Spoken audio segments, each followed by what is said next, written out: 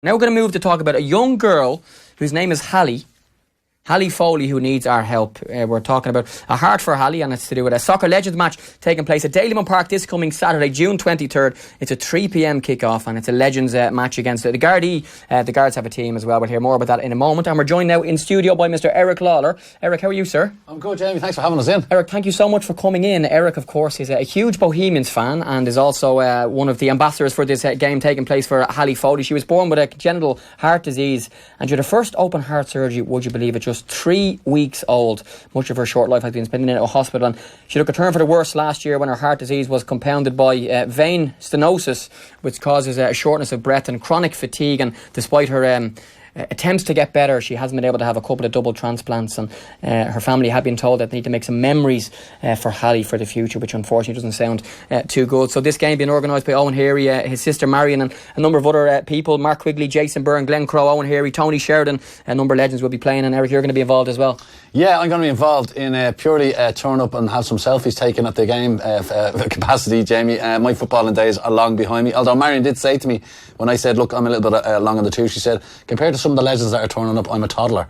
So we never know, I might get on the park for a few minutes, and it'd be great to be sharing the same patch of grass with some of those legends you've just named there. Yes, some fantastic legends who are going to be involved. And if you want to try and help out and give some money, you can buy tickets for a tenner on the gate. You can also go to www.gofundme.com/Hallie-Foley. That's HALLIE-FOLEY. And her mum Charlene has been speaking this week, and she said that, as she said, the doctors have told her they need to go and make some memories for Hallie. They're going to go to Disneyland, they're going to go and see Peppa Pig Land, and Hallie's a big Peppa Pig fan as well. And we wish them the very best of luck with that game taking place in Dalymount Park this coming Saturday, June 23rd, kick-off at 3 o'clock. As we said, Mark Quigley, Jason Byrne, Glenn Crowe, 3 of the best League of Ireland strikers ever. Tony Sheridan, Owen Heary involved, and the great Eric Lalor as well. The great Eric Lalor is right. Yeah. Now, Eric, before we speak about anything else, yes, you were accosted by our cleaner Martina here in Ottawa Terrace when you came in. Yeah. She's a big fan of Fair City. You're a big star of Fair City, but Cathal left our screens this week. So what's going on for the fans? Yeah, well, he made an ignominious, is that the word? Yeah, exit from McCoy's, bag on the shoulder. Looks like he's leaving the show for good. To be honest with you, Jamie, we're amongst the last to know what's happening with our characters, and at the moment I'm gone. I've been run out of town. Whether Cathal comes back, I don't know, but I've been kind of blown away by the reaction I've been having on social media from fans of the show. Even though I play a very dark, evil kind of character, there seems to be a lot of fans of him. You know, they kind of like the fact that he's in the show because they think something's going to happen. When he's not there, they think it's, I don't know, they say it's a bit boring without Cathal. So you never know. What the writers might say, we'll bring him back, but at the moment, I can't say whether he's coming back or not. Well, my nan is one of your biggest fans as well, so she'll be happy when we're watching here. I'm a huge Netflix fan, right? I love watching TV series. Yeah. How early do characters and people in the show get a script and know what's happening? And because you said no one knows what's happening. Yeah. So it's interesting because you're wondering, are they going to be killed off? And then, you know, the end of the series is left on a cliffhanger. How do you know what's happening and what's going on? Well, because Fair City is run all year round, never takes a break. It's 52 weeks of the year, 4 episodes a week. It never stops. And we literally get our scripts the week before we start shooting. So now you're contacted within a couple of months of advance, going, right, Eric, are you available, say, the last 2 weeks in July, the first 2 weeks in August? And you go, yeah, I am. They go, right, we'll block you in for those dates. And then a week before that, you're due in for filming, you'll get the script sent in for that week, and then it's on a drip feed basis. And I think it's just to alleviate the pressure from the actors to not reveal any plots to the public, because we are continuously asked all the time, what's happening, and you know, we can't say. Yeah, we're going to speak about your love of bows in a minute. Let's stay on the acting team for now. How do you learn all your lines with only a week to go? Well, it's a discipline I used to struggle with, Jamie. I mean, I've done a few short films and I did a little bit of drama on RT before, but with Fair City, because it's such, I mean, I know people like to have a go at it and all that, but it's a national institution, you know, it's the longest running, it's the flagship show on RT. It's on 4 times a week, and I think it's just a case of you've nowhere to hide. You just got to know. I remember doing a screen acting class in Factory Studios, now Bow Street, and Brendan Gleeson came into us, and we were all newbies, wet behind the ears. And I always remember what he said to us. He said, the minimum any actor can do, is do the work. And doing the work is learning your lines. So me and my twin boys, we sit up the night before, and they'll be the other characters and I'll be my character, and we bounce the lines off each other until I get it right. And they're very strict with me, they're very good, the lads, you know, they make sure I don't leave the script until I know it off by heart.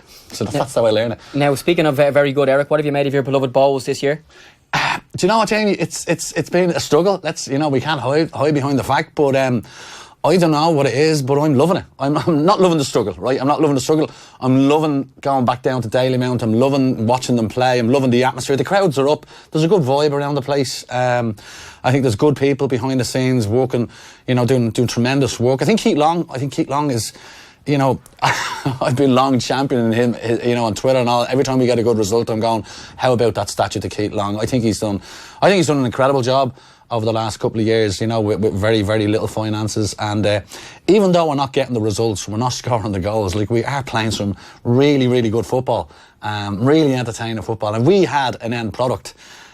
Someone to put the ball in the back of the net, we'd be much further up that table, but it's all about ifs and buts at the moment, and now we are starting to get dragged into that relegation race, and it's getting a little bit squeaky bum time, I think someone called it once. Yes, they did indeed, yeah. Bowes on 21 points now, only 3 ahead of Limerick, who are in the 9th place, which is relegation, not the relegation spot, but the team who will play the first division team over the playoffs as well. So interesting times. You mentioned exciting football there, Eric. Who's your favourite current player and why? Well, at the moment, without a shadow of a doubt, and I'm hoping we can hold on to him, but Dylan Watts, I think, is just, to kind of a Dublin phrase, a complete baller. He really is, and he as soon as he came into the team, I remember at the start of the team he was kind of on the bench, and he came on, he came on for 10-15 minutes, and you could see straight away the ability the young fella had, and Keith Long obviously realised it very quickly. He'd see him every day in training, and then he's been in the team, and he's there ever since. And he's got the game out in Tala where we got that 99th minute winner. Oh, what a match. That'll go down in Bowes folklore, that game. But he was outstanding that day, up against, some brilliant Rovers midfielders and Bulger and Ronan Finn. And he led them a merry dance. They couldn't cope with him.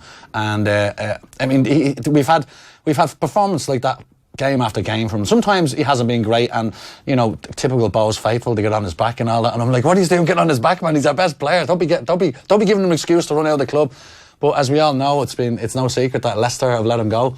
He's now free to look at options, and you would just hope as a Bowes fan that he might see out the rest of the season with us. We couldn't begrudge him a move. He's the guy's got to earn money, and I'm sure there's a lot of clubs like Cork, like Dundalk, like Rovers who are prepared to give him the money that he craves.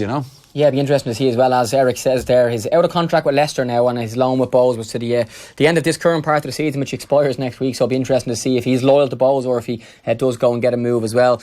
Eric, you mentioned the game Rovers against Bowes in Tala. Unbelievable match, 99-minute winner. The next game for Bowes is a home derby against St Pat's. Yeah. Tell us what it's like to be a League of Ireland fan at a derby. Wow. Whether that be a home derby or an away derby. Because every League of Ireland match I've ever been at, most of them, I'm in the press box, and you're there neutral, and you're typing on the laptop, or you're on the radio, or you're doing your videos, and you look around and there's every other fan in the place is going mental. What's it like being one? It's incredible. I mean, just to give you an example, I like this season I've managed to, the way we're all League of Ireland fans, Jamie, and we all want to increase its profile. We want to bring people down. And this year I had the pleasure of bringing down my good friend, fellow colleague, PJ Gallagher, right? Now, PJ has been to many sporting events all around the world. He's a massive Dubs fan, follows Dublin, but he was actually getting a bit complacent with Dublin. He goes, you know what? He says, Dublin keep winning, I need a new challenge, Eric. And he says, he calls himself a patriot, does PJ. He says, to my shame, I've never been to a League of Ireland match. And I said, well, that's going to change next season, pal. And you're a Northside lad, so your team is Bowes. So he came down to Bowes. He went to the first game of the season, the one that was televised live. It was a scrappy match.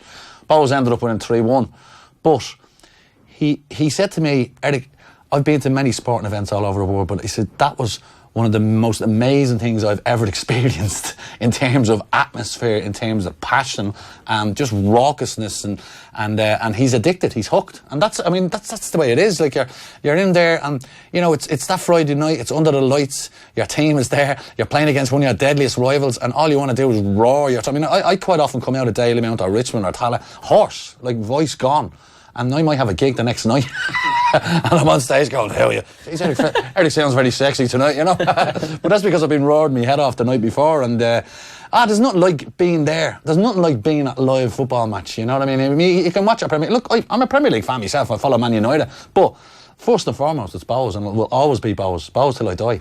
Love that. Now, speaking of Bowes till you die, Eric Lalor, you revealed your age to me earlier on by telling me a story involving a number of Derry fans making a visit to the famous Dalymount Park. Yes. Tell us the rest. I'll tell you what, when Derry City came into the League of Ireland, it was in the 1985 86 season, they were into the first division and they walked away with it. And then they were promoted up into the Premier League.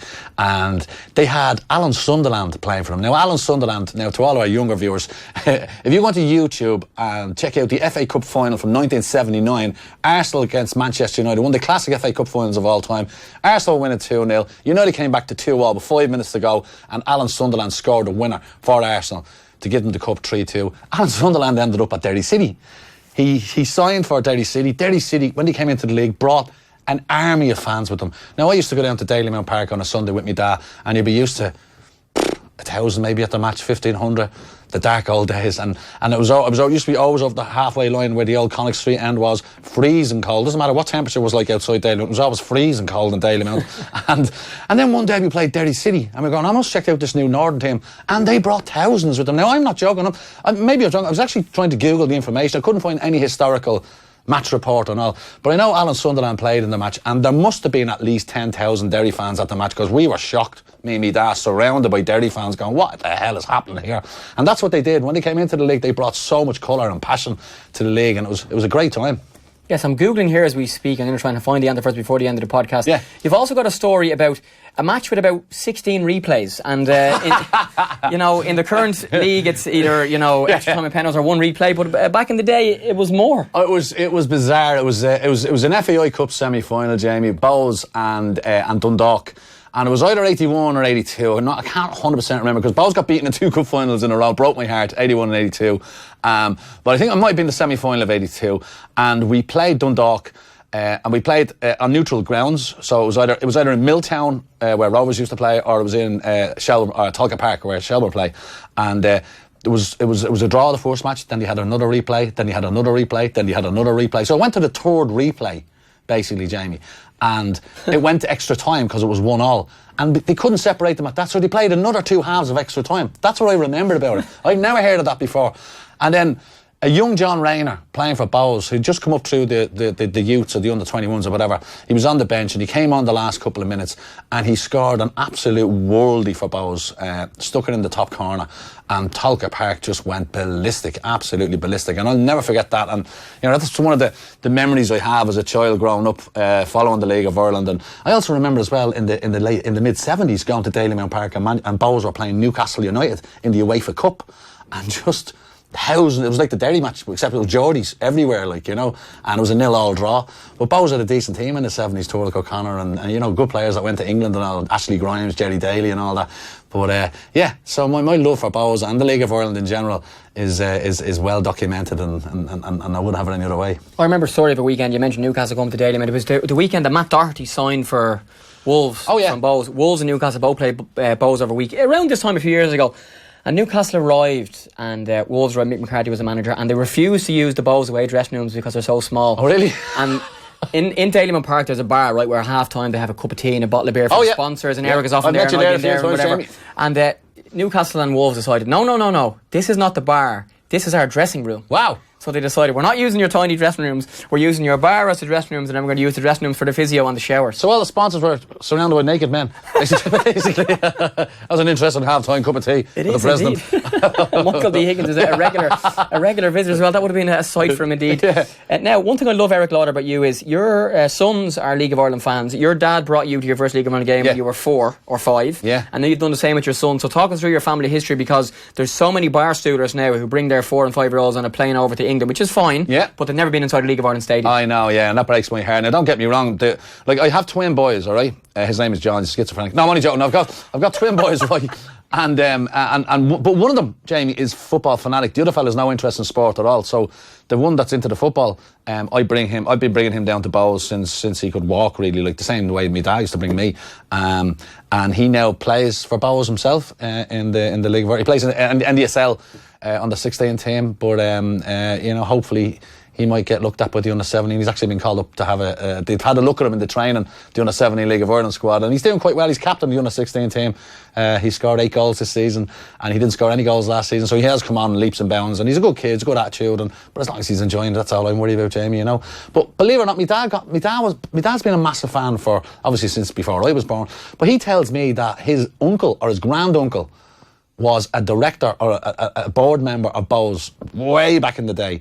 and he has this kind of family heirloom, this really, really antique old gold tie pin with the old Bohemians crest on it, which he's handed to my son, and my son has it upstairs somewhere. He said he hasn't lost it in his PlayStation package somewhere.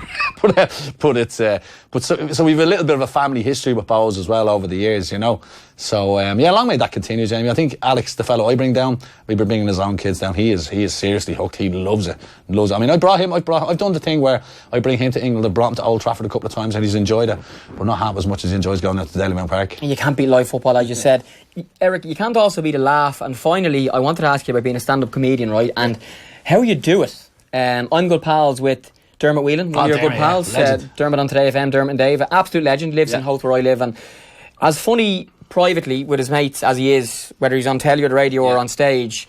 But I admire all you guys for actually getting up there and particularly trying out new jokes. Yeah. And you're not sure if anyone will laugh at them. That must be fairly scary. Well, yeah, that's like it's tightrope walking without the net, really, isn't it? You know what I mean? It's going out. But I mean, like, you're not going to go out into a massive big show, a big festival show with the brand new material, Jamie. Luckily enough, there's a lot of clubs and a lot of club nights where they have these particular nights where it is all about trying out new material. So, you know, you might write something, you might think it's funny, but you'll go out and you'll road test it in front of a kind of a small enough audience in a club in Dublin, in a basement bar somewhere on a Tuesday night, you know, and if you get the laugh there, you go, right, great, we've got something there, and then you try and work on it, you develop it and expand it, and that's how it is. Like, but it is, it's a scary experience trying to throw it out there for the first time and waiting for that reaction, and if it doesn't come, you've nowhere to hide.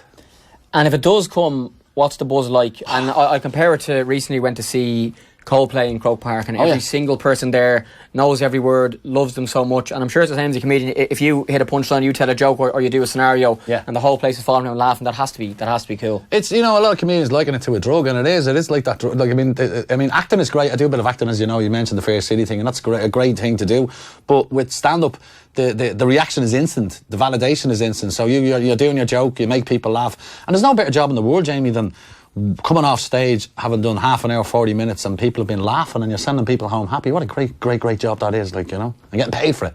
Yes, of course. And that actually, my final one is, when you then become a League of Ireland fan again, you get to be in Dalymount and one of the people, because when you're on telly, or you're, you know, doing stand-up, or you're doing whatever you're doing, even, you know, your stuff for, you know, when you're working, you're performing and people are watching you and people are listening to you and that sort of stuff. So to be a football fan, to be able just to sit back and go, do you know what, for 90 minutes here at Dalymount, I'm just going to forget that I'm on telly or a comedian and just watch the game. Oh, I'm a Bows fan. I'm a Down in the red and black, and I'm part of Block G, and we're all roaring the same songs together, and the same abuse at the referee. Yeah, that's it. And that's great. And what I love about going down to Dalymount is that, you know, nobody treats me any differently. Nobody, you know, goes, oh, there's your man off AC, or there's, you know, I mean, everyone is really nice and supportive and all that, and they'll shake my hand, and, you know, they'll do the odd selfie and all that, but they know that I'm down there to support Bows, and, you know, I just go down there and get on with it with the young. It's great.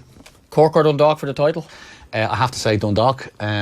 Cork are so dogged, though. I mean, you've got to hand it to John Caulfield. At one stage, I thought Dundalk were going to run away with the league, and I've seen Dundalk a couple of times. I went up to Oriel Park to watch Bows play Dundalk, and they beat us 3-0. And they're as good a team as I've seen in the league for a good few years. Like, you know, when you think of the players they've lost, like Richie Towell, you think, when Richie's gone, how are they going to survive? But they just seem to have gotten better and better and better, and they're just an incredible outfit to watch. They play superb football and they attack from all angles. And the thing about Dundalk is they are ruthless. They go 1-0 up, they don't care. They don't sit back. They go for 2, they go for 3, they go for 4, and they hammer teams. I think they've got like a record number of goals already at this stage of the season, 58 goals or something like that.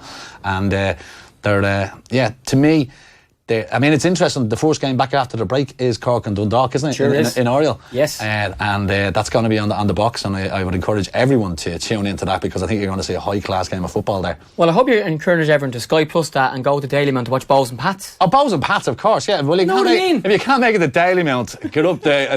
Don't watch it on the telly. Go and support the League of Ireland team. That's what you should be doing. Sky Plus it. Eric, are you after my job? Live score, Dundalk goal scored 58. All right. You did your research. I like my football, Jamie, and I studied the League of Ireland.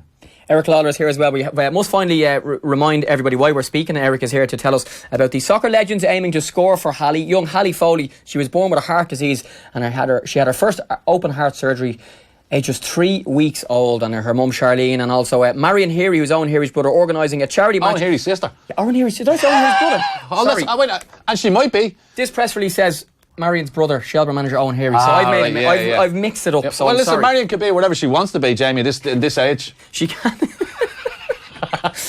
Indeed she can, yes. Moving swiftly on, kick-off 3 p.m. this coming Saturday, June 23rd at Dalymount Park. Tickets cost €10 for a great cause. Yes. You can get them at the gate at Dalymount. You can also make a donation on gofundme.com/Hally-Foley. That's HALLIE-FOLEY. You might see him on the pitch, but if you don't see him, you're going to see Mark Quigley, Jason Byrne, Glenn Crowe, Owen Heary, Tony Sheridan. The list goes on. Eric Lauder, thank you so much. A pleasure. Thanks for having us in, Jamie.